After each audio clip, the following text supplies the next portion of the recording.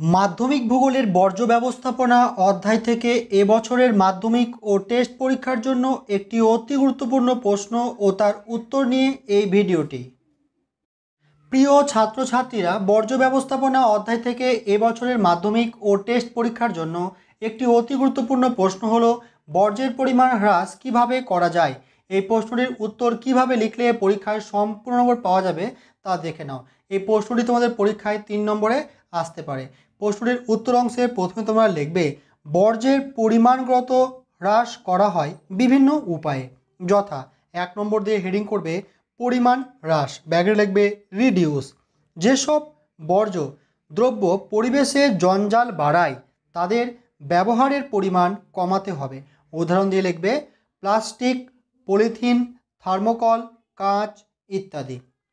2 নম্বর heading করবে পুনর্ব্যবহার, ব্যাগে লিখবে রিইউজ।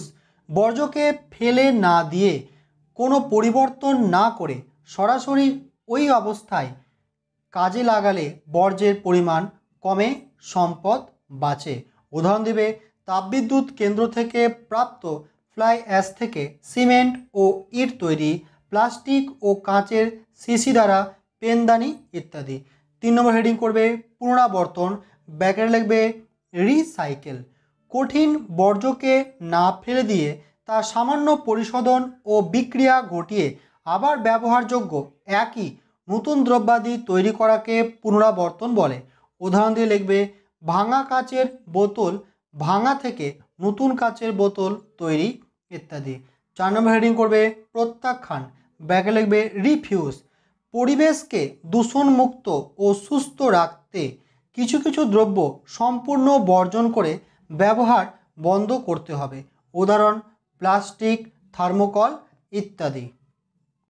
দশম শ্রেণীর প্রিয় বন্ধুরা, তোমাদের এই ভিডিওটি কেমন লাগলো তা আমাকে কমেন্ট করে জানিও। ভিডিওটি ভালো লেগে থাকলে অবশ্যই একটি লাইক করে আমায় উৎসাহ দিও। অন্যথায় ভিডিওটি এতক্ষণ দেখার জন্য তোমাকে জানাই অসংখ্য ধন্যবাদ।